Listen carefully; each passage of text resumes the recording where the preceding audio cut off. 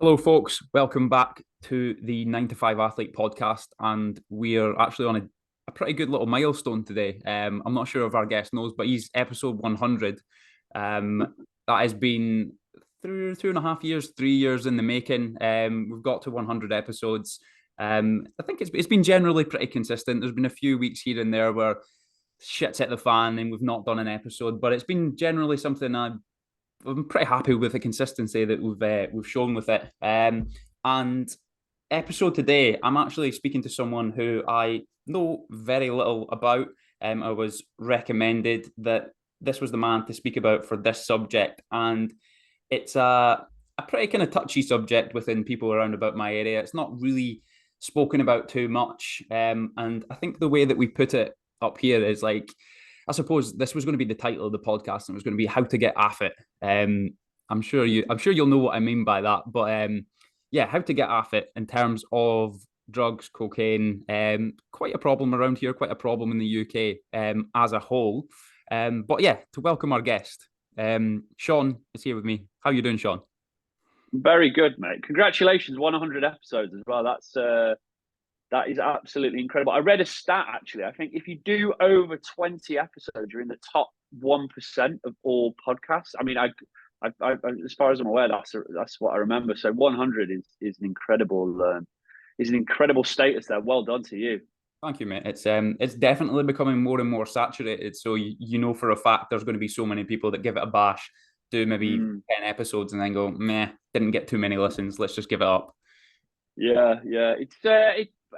There's a lot of work that goes into it as well, but I think it's very similar to to fitness. You've got to do the reps at the end of the day. You've got to do the reps. You learn along the way, and gradually over time, it becomes more of a success. You see the results. So fantastic. But yeah, I'm great, and thank you so much for having me on. Cool, mate. Can you give us a little bit of a background, kind of 1,000 meter view of who you are? Yes. Okay. So it's always a difficult one for me this because I end up just going on far too long. But a bit of a background. So I grew up in. Is this how far we're going to go back here? Go for it, mate. Just see where we go. Go as far as that. Okay. So I grew up in a small town. I was going to say the north of England, but it's not even close to the north. It's norther than London. It's near Manchester, Macclesfield. I grew up there. I had what you would say a difficult upbringing. My mom had four boys. I'm the oldest. She had a drink problem myself. My dad sort of left, even though I'm very close to my family now. So, no disrespect to them at all. But it was a difficult time, and I was not a very well behaved child. Drinking from a very young age of 15, started using drugs at a young age, kicked out of school, had to go to, live in a hostel, become homeless. It was a difficult upbringing, and drink was always there in the background. I left Macclesfield. My granddad gave me another opportunity in Wolverhampton, and I was still struggling. I was still fighting that battle of, who am I? What am I supposed to be? Trying to impress everyone, show off.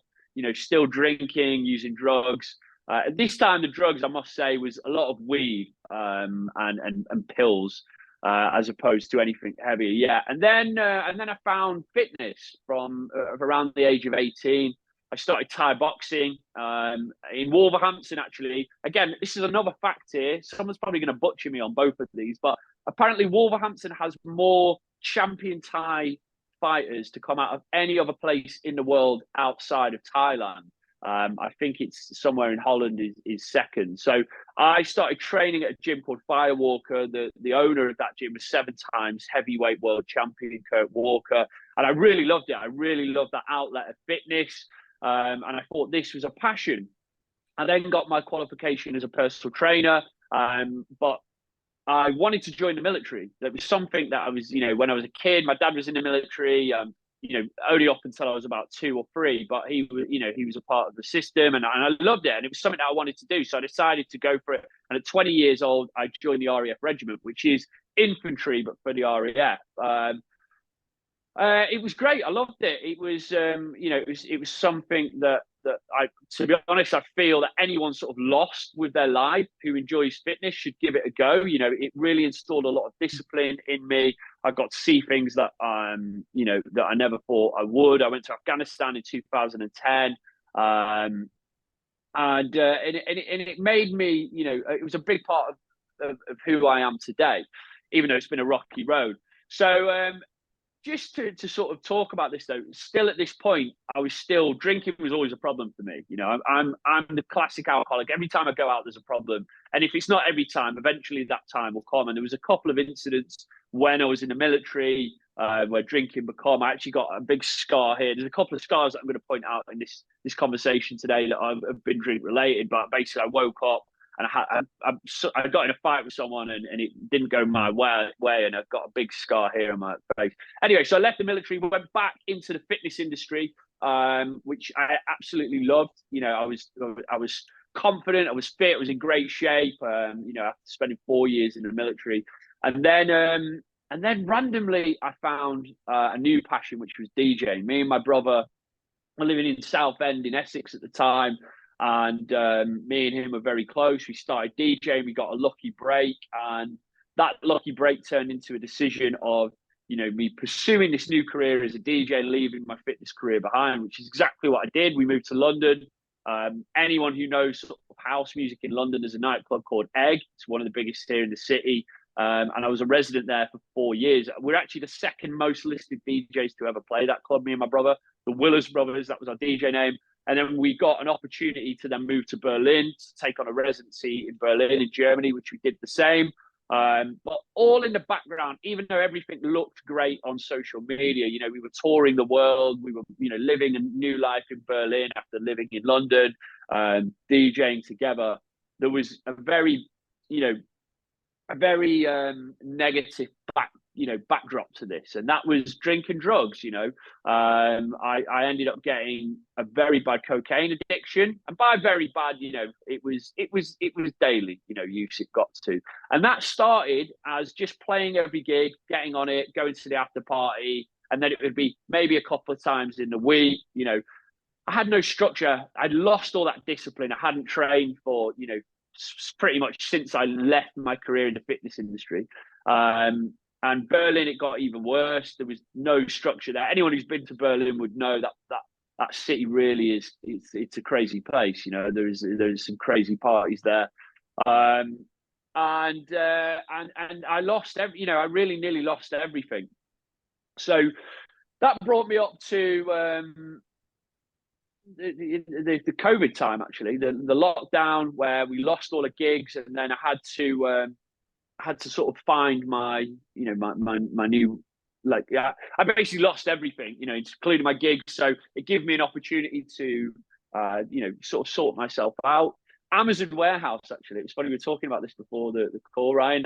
I had to get a job, and the only job in Germany, well, in Berlin, that I could get that was, for non-speaking Germans was Amazon. So I started moving my body again. I started tracking calories, and my weight started to come down. My drug use wasn't as heavy because there was no opportunity to it. And then I thought, okay, this is it. Then I thought I've sort of found my feet a little bit. But what I wasn't prepared for was then the lockdown stopping, the gigs coming up again, and then and then it was like all over again. I don't know if you want to stop there, Ryan, because obviously there's some of the parts that I want to go into a little bit deeper in terms of like hitting rock bottom and that change, but that is, that's the sort of backstory for like up until about 3 years ago.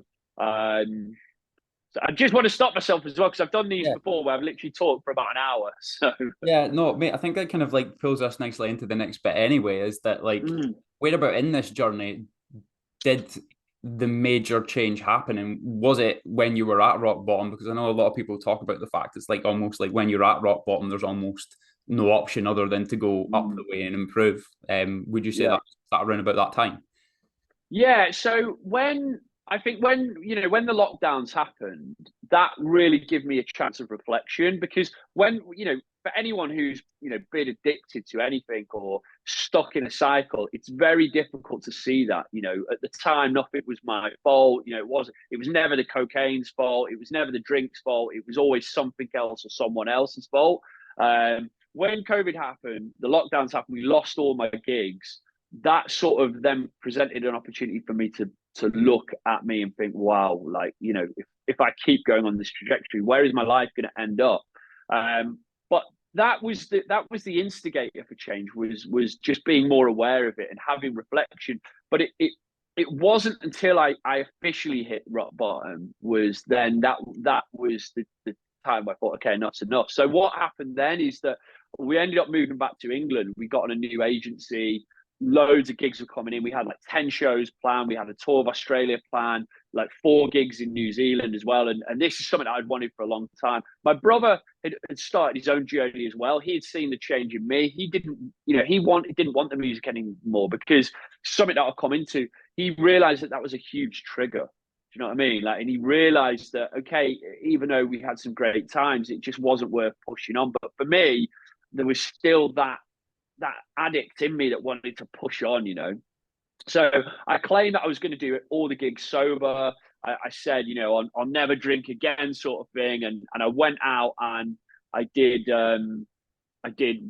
one show in Nottingham it was, and I was like, no drinks. And I had one drink and then it was a line. And then the next thing I know, I woke up in hospital and I got another scar here on my head. And that for me was rock bottom, because I thought, I'd made, enough change and I was going to be this new individual. And then as soon as I presented myself into the same situation, them same scenarios again, exactly the same thing happened, but it just went to the extreme. So I remember I was in hospital, I was like in bits. I like rang my dad, I was crying my eyes out, and I was just, my dad was like, look, you got to make the choice. And the next day I rang my agent and that was it then. And I made that decision to make, a huge change in my life that I knew would impact me in a positive way. My agent wasn't too happy because obviously they'd just gone 2 years without earning anything, and we had quite a lot of shows lined up. But I think sometimes when it comes to making a change, you have to be selfish in that regard, because it seems selfish, it seems like, but in the bigger picture, it isn't, because everyone else who is in your close circle then gets the benefit of you sort of sorting yourself out. So that was my rock bottom moment, and I think rock bottom moments are a pivotal change. But what I say to everyone now is that if you can recognize that you're in a cycle, you need to get support and help at that point. For me, I think if I had someone there as a professional, as a coach, as a mentor, at the point when I first was able to look back at where I'm at, then I don't think I would have needed to hit rock bottom there, because they would have been able to guide me. I think rock bottom is obviously, the ultimate catalyst for change, because you've got nowhere else to go. But I think when you recognize it early, if you can get that support around you, then you don't need to hit rock bottom. Yeah, that's the kind of sad thing, mate. It's like anytime you do see someone going that way, that there's almost no way of them changing unless they do literally have this rock bottom moment. And you'd love to be able to grab onto them and go, like, I can see where you're going. Let's avoid that. But as you say, you need someone that's going to believe in you, someone that's actually going to help you get it, regardless if it is the same situation you're in, or it's alcohol, or it could just literally be someone that's maybe not living their life the way that they should be. I know for a fact that when I hired a coach, when I was in that Amazon warehouse job, that was what I needed. I needed someone to believe in me. As cheesy as it sounds, I needed someone to believe in me that I could actually go and make the personal training business work, because me and myself, I didn't have anywhere near enough self-belief to say to myself, I can do it. Therefore, it just shows you the importance of actually having someone in your corner that's got that expertise or has been through the process themselves. Yeah. And just on that, I think it works, especially with drugs and alcohol, ego is always a big part as well. So, something that I always get is that I can do this on my own. Do you know what I mean? So it's like the reverse role of that. It's like, it's almost overconfident in the belief that they can do it alone. And I'm not saying that, everyone can't, but sometimes just why take the chance on that, especially, and if you've been in a situation where you've said, oh, I'm going to change. I said that every Monday for about 8 years. Do you know what I mean? Like, oh, I'm going to change. I'm going to change. I'm going to change. It wasn't until I hit rock bottom where I did finally take that step. But if you feel that you're one of them people that every Monday is saying the same thing, then just don't risk it anymore. Take that next step to invest in yourself. And have someone who's there, who can support you, who can be accountable, who's been there through it themselves. So yeah, absolutely. I think the almost like a kind of catch-22 when it comes to like alcohol and cocaine addiction is the fact that you almost know yourself you've got the money to actually invest in something like that when you actually take it back. You've got more than enough money to be able to do something like that. And that's the way I actually rationalized my first coach. Well, he's still my coach. I rationalized my decision to sign up with him because I was like, if I save all that money from going out of the weekend, I have more than enough money to do this. So basically kind of like a barrier up for myself so that I didn't have the money to do that. I mean, I think that's actually almost a nice little trick to play on yourself. Yeah, do you know, it's funny this actually, because I had a call with someone last night and I asked them, like, how much money are you spending, on a monthly basis on drugs? And they said, like £500. It's like, really, if by making an investment of a couple of £100 on, your health on a monthly basis, you are going to save money. But we don't see it like that. It always used to be the same for me. Like, when I was a DJ, I didn't really invest any money into my career as a DJ. I invested a lot of money into drugs, but £50 for a bit of gear like that, I wouldn't even second guess it. But £50 for the gym for the month, can I afford that? Like, looking at my actual bank balance there, So I think it's about really prioritizing your where you want to go as well. Yeah, 100%.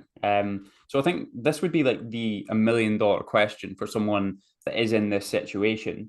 And I suppose you could break this down into many steps. There's probably a lot of different things to think about, but like if you could break it down into maybe like say 2 to 3 steps of someone looking to cut it out and they're just starting, like where do you even start with that? I can imagine there's discrepancies between individuals, but if you had like any sort of advice for someone in that situation. Yeah, great. So like for me, when I was at rock bottom, depressed, stuck in that same cycle, hating the way I looked and felt, I tried a lot of things. I really did try a lot, but I think what it come down to is the recognition that it was, I wasn't a physical dependent. It wasn't, I wasn't physically dependent on cocaine or alcohol. It was a mental, cycle that I was stuck in. And the way to break out of that is through discipline.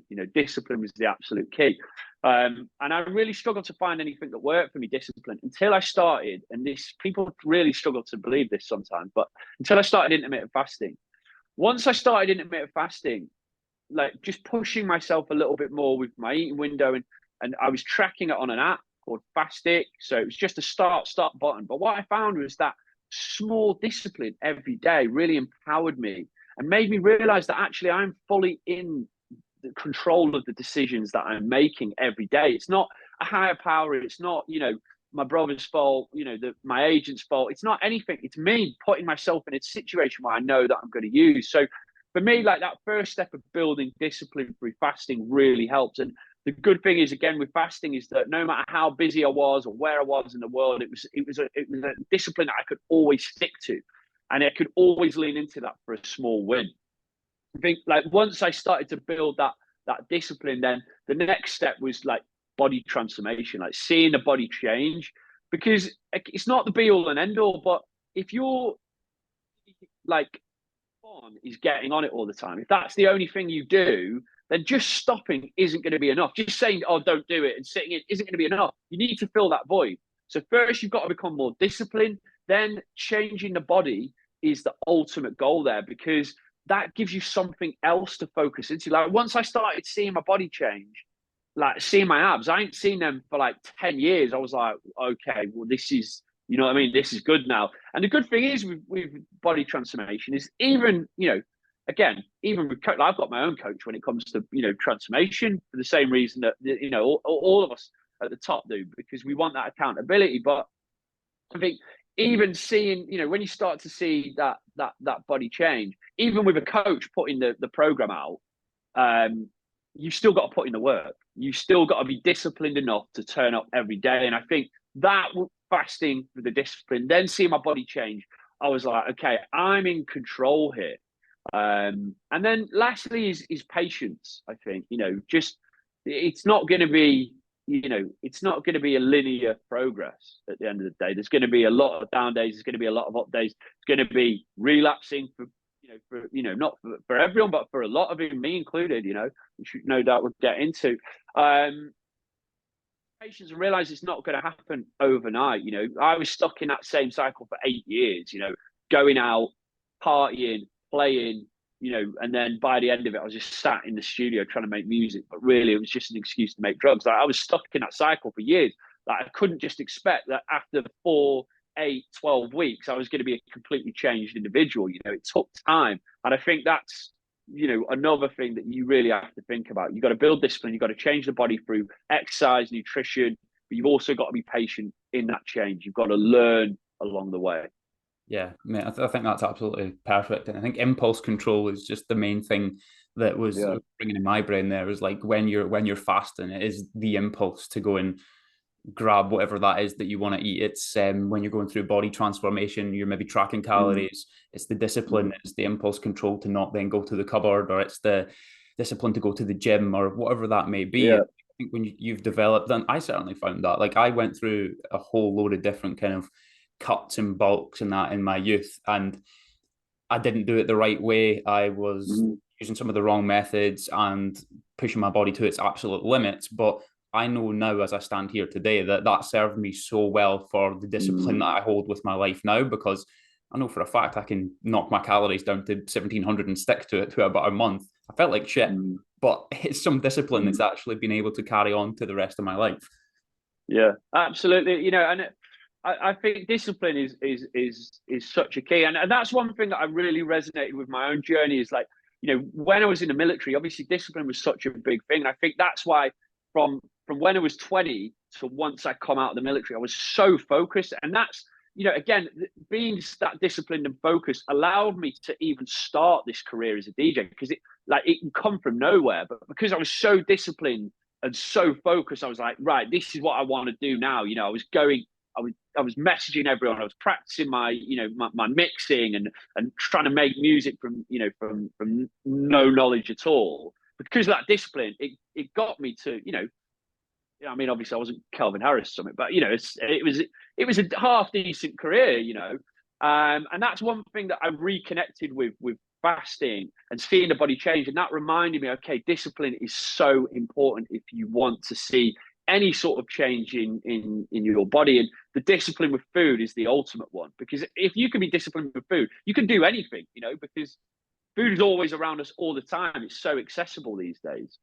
Yeah, it's the societal pressure of food just now is just off the scale, and that's kind of, I suppose, the same way that cocaine is going as well. It's not obviously adverts about cocaine on the news or anything like that, but like when you're in the pub, when you're down at your local, like, it is just flying around everywhere. So much so everywhere, people are not scared of telling you or showing you, or like, it's so common now. I think, like, a little side note that I wanted to touch on as well is that, like, I have conversations with people, like, if I'm ever just like, actually live above a pub just now, so if I'm ever in there on, say, for example, a Saturday night, which is very rare nowadays, but like, I'll be having conversations with guys I know. Like, my town is very small. Everyone knows everyone. And they kind of they know that I'm like a personal trainer, and they're like 10 drinks deep, and they're telling me that, oh, I need to get off it. Like, I need to stop. And then I'll see them again next weekend in there.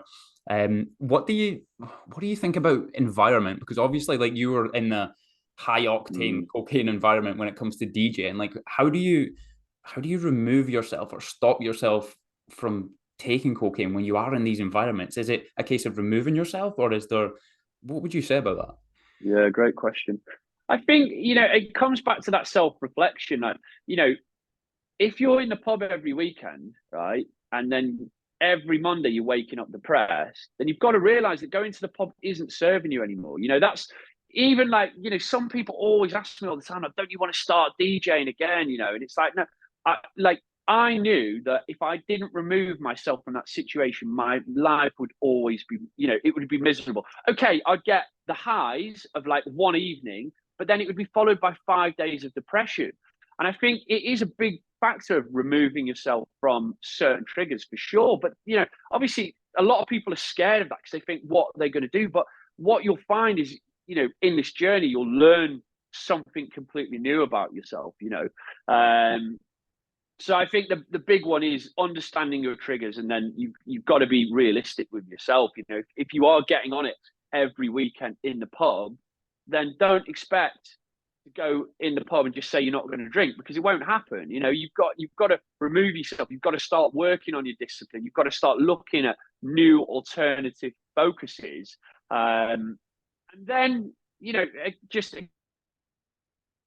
again to reference my own journey, it's like, I just don't see the need to put myself in certain triggered areas anymore, because my life isn't on that trajectory anymore. I mean, I've been out to an event maybe twice since I left the industry, which was enough for me. And it was okay, but it was sort of a life that I left behind. So, so I mean, definitely you've got to be realistic with yourself, I think. Yeah, it's certainly hard. There's always that kind of transitional period where you're dabbling in and out of, I stayed off it this weekend, I feel a lot better, but my mates are going out again next weekend. Should I go? Should I not? And it's hard, because you could be getting a lot of pressure from the friends group. You could be getting a lot of pressure from people around you, and that's all like that, going to the pub, getting on it is all. Yeah, of course. But to make that transition out of this rough patch that you're in, you're obviously, if you're thinking about getting out of it, there's a reason for that. It definitely takes time, and it's definitely difficult. Yeah, absolutely. And again, friends will come and go. I think this is, if you've had the same friends for 20 years, then that doesn't really mean anything if every time you are with them, you're just getting on it and then you're unhappy. You know what I mean? You've got to be prepared to lose some things and some people that you're sort of stuck with at this current time. I left so many people behind in Berlin I don't speak to, but this is another thing, when you look back on your life in a year's time, a lot of these people who want to change themselves but didn't take that first step are still stuck in that same cycle. They're still doing the same thing. I was thinking about this yesterday, actually. If there's ever, a good indicator why you want to cut out, again, you don't have to go sober, but why you want to cut out drinking drugs is take a look at anyone who is drinking and using drugs on a regular basis and look at their life and just have a hard think if that is who you want to become. Do you know what I mean? Because that's where it ends up at the end of the day. You look at a lot of people who are into health, into fitness, maybe even sober, they not all of them, but a lot of them seem like they're doing a lot more. They're living that life that we all want. And I think that's a big catalyst, for that. Yeah, it's a hard thing to hear, if you are listening to this right now, because it will trigger this little thing in the back of your head. You're like, no, fuck off, I'm enjoying my life. Yeah. But you'll sit down at night and you'll go, fuck yeah, that actually could be me. That's the way I'm feeling. And the only reason we can kind of sit here and say that is because we've felt it. And you've had so many clients, I've had so many clients that have felt it and been through that experience themselves as well. So there's proof. It's not just something that we think and we're saying on this podcast. There's stacks and stacks of evidence that that's true. And just on that as well, right? It's funny because it is ego. I had to let my ego down so much. Do you know what I mean? At first, because I was the same. I remember having so many arguments. It was never the drink or the drugs, but I was like, no, I'm happy. I'm loving this. You know what I mean? And I was when I was getting on it, but then I'd spend 2 days crying my eyes out. Thinking, what am I going to do? And I'm stuck in this cycle. So I think sometimes you've just got to let your ego down and just accept that certain things aren't serving you. And that's okay as well. You know what I mean? It's okay to admit that. Yeah, 100%. So I think then the next natural phase to move on to is perhaps there's someone who's trying to make this change right now, and they're maybe going a couple of months at a time, doing pretty well, but then find themselves back in the situation of relapse and getting back on it and then going, fuck, I've ruined it. How do you avoid that, or can you really avoid that completely? I know you've obviously had your own kind of journey with that. Yeah, great question. I mean, just, for full transparency, I actually had my own relapse about 7 months ago, 8 months ago now. And it come down to triggers, putting myself in certain triggers, certain places, certain people, and just sort of thinking that I was it was going to be okay now. You know, I'd go out and have a couple of drinks and be okay. And I think you've got to be realistic with, triggers is a big one. You've got to look when you start this journey, like what are the places and the people that you are getting on it most of the time. There are going to be certain ones, probably not sat at home with your gran. Do you know what I mean? Like you're probably safe there, but in the pub, 2 beers in, there's a good chance you're going to call it in. So you've got to be realistic. And I think as well, like once you've recognized those triggers, you've got to go through long periods of time, not just 1 or 2 months. We're talking 3, 6, 9 months, of being consistent, okay, working on your self-care, so the way you look, the way you feel, and avoiding them situations for a long period of time until you can even consider going back into them.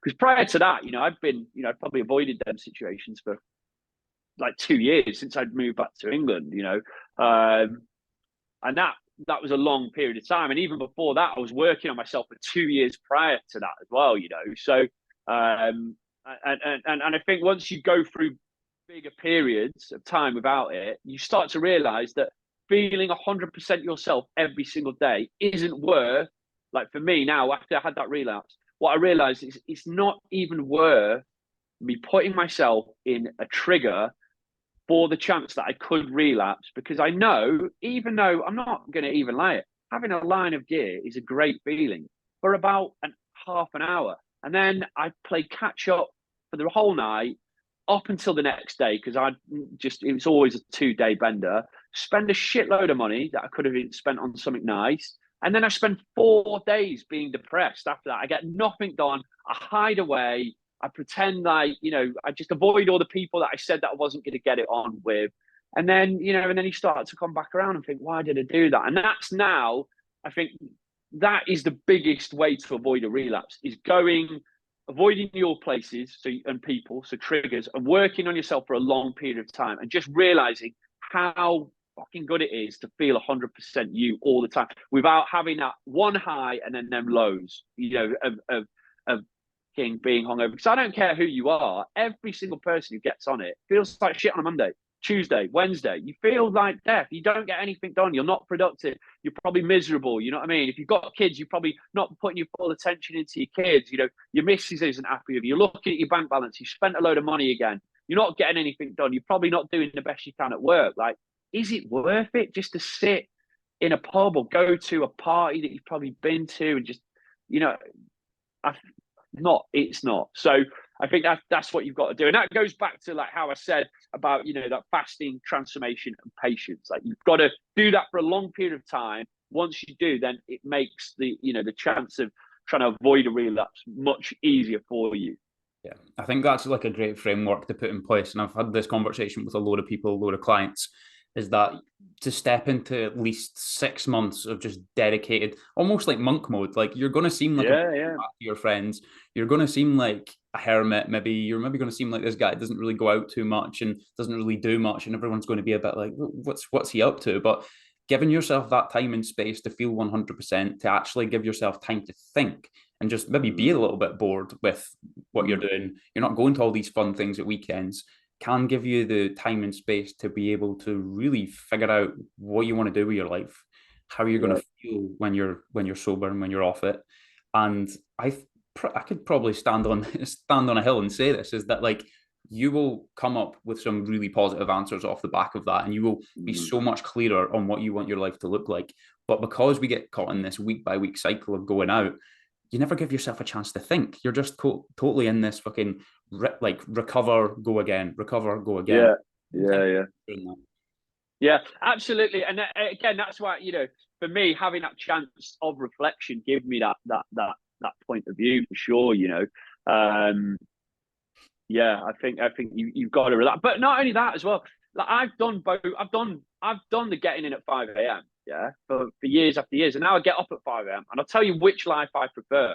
Like this one, I would never go back to that lifestyle again. I couldn't, I would never take that DJ career back for anything, because just it isn't worth it anymore. I much prefer being, 100% me. And another thing that I've noticed, I don't have money problems anymore. I don't have relationship problems anymore. I don't have unnecessary drama anymore. Do you know what I mean? It's like all of them problems that I used to have, acid reflux, being unfit, sleep, anxiety, depression, like all of that has gone now. Do you know what I'm saying? And the one thing that I did was eliminate drinking drugs from my life and start to work on my self-care. Do you know what I mean?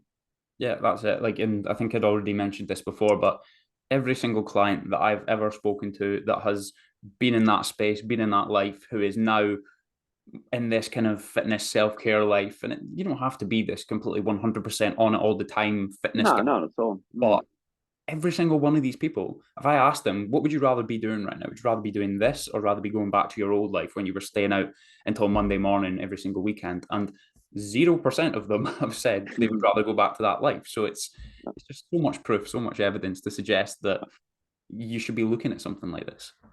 Absolutely. But just on that as well, like I think look at it more as like a new life. Do you know what I'm saying? Like I don't look back at my time and think, oh, I wish I'd never done that. And that was just a part of my life. You know what I mean? Now this is a new phase of it. You know what I mean? It's like just blossoming into something new. Yeah. I think so many people get hung up on like, feeling like shit about everything that's happened and putting so much focus onto the past instead of working on the present, you know what I mean? To then improve your future. Yeah, man, you just need to look back on it. Like you'll have had a laugh, you'll have had some good times, you'll have Oh yeah, of course, yeah. had the gigs and stuff like that that you went to. Like I look back at a lot of these things fondly, but I just know that that was one period in my life that was good fun. I enjoyed it, and it's just not where I need to be now. So yeah, Absolutely. mate, just like a little kind of finishing part as well. What's next for you? What's next for you in terms of your business? And well, here's another one. Like who do you actually coach then? Is it kind of like guys going through Mm. this same process?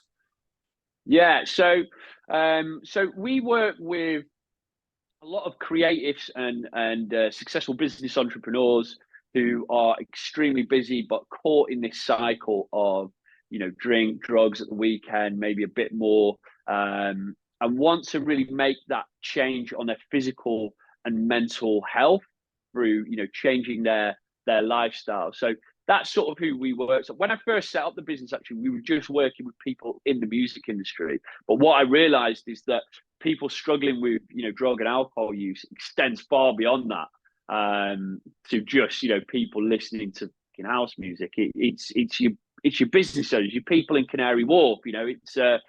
It's just someone who has a 9 to 5 but still getting on it on the weekend and stuck in that cycle. So Yeah, and you guys have a podcast as well. yeah, it's called the Afters Cast. So this was set up from me and a friend called Jackie, who was also a really successful DJ who quit for very similar reasons from me.